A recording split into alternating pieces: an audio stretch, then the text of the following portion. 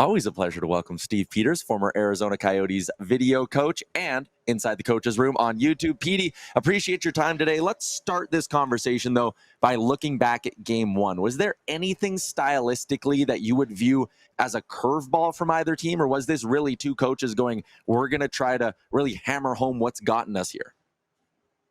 I think one of the biggest surprises for me is the way the Florida Panthers handled the rush. And we've seen through this playoffs how aggressive the Panthers are between the blue lines and their tight gaps, and how aggressive they are at trying to stop plays at the red line. They were a lot more passive for the Edmonton Oilers against their rush through this game. And I thought they were able to back off. And when you look at their 1-1-3, they were able to get into the 1-1-3. They rarely do, because they usually try to cut that play off at the red line. So I think I was surprised at how much they were giving the Oilers a little bit of room and trying to close at their defensive blue line versus the red line. And I know you feel like the Edmonton Oilers are just this rush chance machine. But you look at the chances they had off of the rush in this game, and they weren't as you're not seeing the McDavid breakaways 5-on-5. And I think the Florida Panthers did a much better job in the neutral zone than I was preparing for. On the other side, Edmonton I think they were very good around the blue paint defensively. And I know the goal that goes in off of the Bennett melee in front of the net. Other than that, you don't see Tkachuk being a problem in the blue paint. You didn't see Verhaeghe getting there. And I think that for the Edmonton Oilers, that is their biggest surprise and or strength of this entire playoffs, is their ability to defend that net front in front of Skinner. So, Petey, if you got your coach's hat on, right, in the coach's room, and you're trying to figure out if you're the Panthers, you guys are just racking your brain the last 48 hours. What do we do? How do we adjust? What changes do we make, if any? What would you do or say? The first thing I talk about is they got to try to find a way to generate more offense. I mean, this is a team, the defense for the Edmonton Oilers has taken a step over what we saw last year. And for me, it starts with the defense of the Florida Panthers. They got 8 shots on goal out of 27 attempts. That's 30% of their shots through. Conversely, you look at the Edmonton Oilers get 21 of 42 shots through from their defense.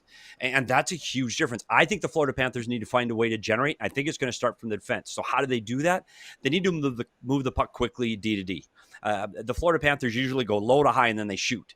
I think the Edmonton Oilers are getting in those lanes and they're blocking those shots. So look for the Florida Panthers to go D to D, or you're going to have to pull the puck off the wall to try to get those shots in the middle, because Florida generates from shots and then traffic rebounds, tips. They didn't do that against the Edmonton Oilers. That's not the way they were able to generate offensive opportunities in Game 1. So I think they need to find offense.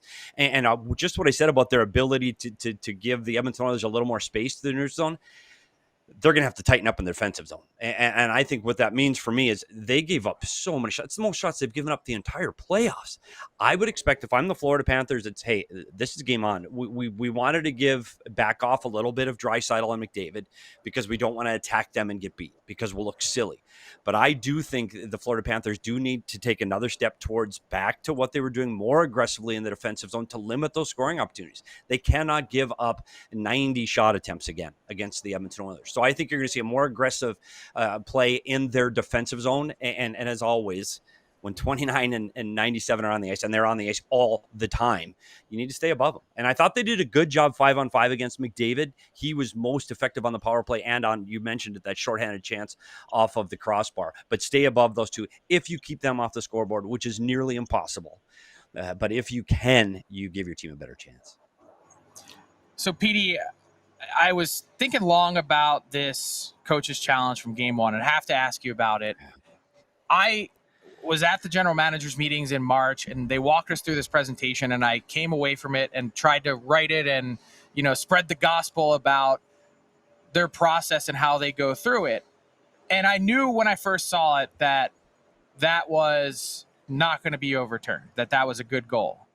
But I thought it was really interesting after the game that Chris Knobloch essentially doubled down on it and said, I would make the same challenge again. And I was thinking to myself, why would he do that? And then I thought, I know exactly what he's doing.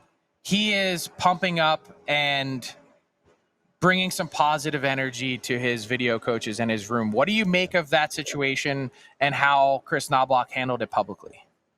I think it's important. And we just saw what happened to Pete DeBoer on how he gets behind a microphone and what that can do to you long-term to your team. And I think what Knobloch is doing is exactly what you said. Noah Siegel, the video coach of the Edmonton Oilers, I know well. I trust him. And if you're going to make a call like that in the Stanley Cup final, 10 minutes in, that's a gutsy call for Noah Siegel. So give him credit. To your point, yeah, I agree. This is one that you're hoping that goes your way, and you're hoping because it's Bennett and it's Sam Bennett, and the referees in the league might go, "Oh, it's Sam Bennett, and he really could have stayed standing, and the feet bumped, but he could have stood." The reality is, once their feet touch and he falls, that's why he fell. Now, whether he could have stayed up or if he's embellishing or he intentionally falls into the goaltender, all that is moot because their feet bumped, and that's why he fell. And I think that that's where, as a video coach, you have to say, okay, I don't like it. I think this is horrific. I think he embellished it, but we're penalty killing at 66%. We're 10 minutes in. It's tied at 1. We're an even slate with 50 minutes to go. Let's just leave it at that. I'm a more conservative guy when I made calls, and I tried to look at the negative, but I know from Noah's point, you have to look at, okay, this is Sam Bennett, and he's falling into my goalie. I'm going to stick up for my team, my goalie. I'm going to make a statement. We're going to say, hey, we're not going to do this. I do see both sides. But at the end of the day, you really, and Frank, you know this, that the league wants to have goals. They want to have goals in this league, and they don't like to overturn something that has been called a goal on the ice. They don't. And it's very difficult to get that overturned. So it's balancing that emotion of the moment and oh, it's Bennett. He hit our goalie. It's interference. And balancing it with, gosh, this is really going to put us behind the 8 ball if we're wrong. I know the fans are going to be mad, but we got to go past this. Yeah, it's interesting. The fans, even your own goalie could be mad. I remember there was a moment in the LA Kings series when the Oilers didn't challenge a goal. I'm sitting here at the ring. Calvin Pickard went to the bench, and he was giving somebody an earful, and he was not happy about it. So maybe, like, I think you kind of made this point earlier, is this a little bit of like, hey, Stuart Skinner's been in a zone recently. Like, let's not rattle him a little bit. Let's show him some support. It is, and I think we're talking differently about this challenge if it ends up being 4-3 Florida than 4-3 Edmonton. Yeah. I think this is a much bigger story, and the challenge is a much bigger and bigger. It comes into play a little bit bigger. But yeah, I always use that as my key, as one of the keys. I told the goaltenders, I remember telling that to Mike Smith because he complained about something after a game that I didn't challenge, and I said, "You've got to give me a cue. Throw your arms up, get mad, go at the ref, like help us make your call." And so when you see the reaction to Stu Skinner and Pickard in that game as well, it helps guide you to look deeper. But you also need to have trust from your head coach, and you also need trust from your goaltender that you're going to make the best decision for the team. And sometimes that's going against what your goaltender and even your head coach thinks. So again, Knobloch saves the day here. But again, it's 4-3 win. It's a lot easier to be the guy saving the day when you're 4-3 winning versus you lose on a challenge that gives you a power play goal against as well. So I do think the conversation about this goal would be much different. However, I do think the referees are going to watch this tight. I mean, that blue paint is going to be, you're going to watch it. And when Bennett or Tkachuk is around that blue paint, they might get the next call, and they might get it before the puck goes in. They might get that goalie interference. It might change how the series progresses as we get through games 2, 3, 4. Last one for me. I think that game 1 played out, not necessarily the result, but the style was exactly how I thought it might be. And I think Paul Maurice echoed that yesterday. For you, in terms of how this next game goes, how much will we learn about how this series as a whole is going to play out? I think for me, with the Edmonton Oilers, and you look at last year's series where they outshot Florida, but they lose 3-0. I think the biggest differences for me is some of the lower players in the lineup. And I know McDavid and Draisaitl last year, by the way, hurt, and he didn't play as well as he has in this series.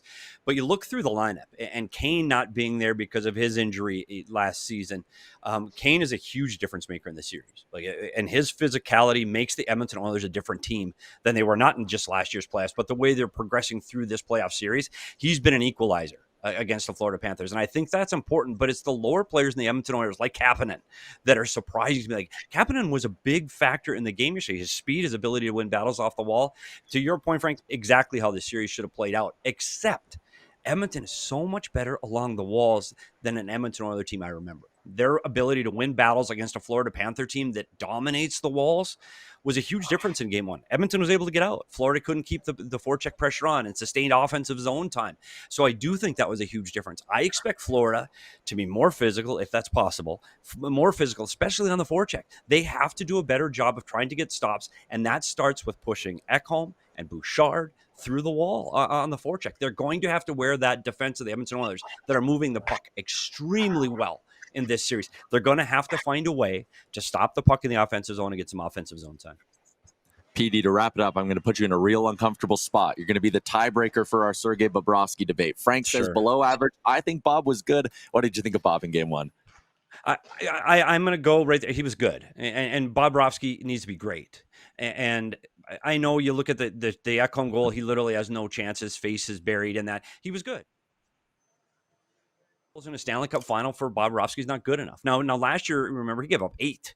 Like, that was horrific. So yes, he has another gear. He has another level. He needs to be a guy at the end of the game going, wow, Bobrovsky was great. I don't think we did that after game one. He was good. The leg save he makes on the break, a huge save that on Frederick was the save of the game.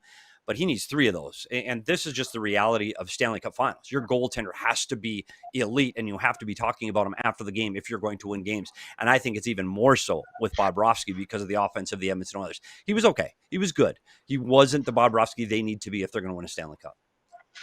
You can find more of his insight on Inside the Coach's Room on YouTube. Petey, great stuff as always. Enjoy game 2. Thanks, guys. Enjoy Edmonton. It's a lot of fun. Talk soon.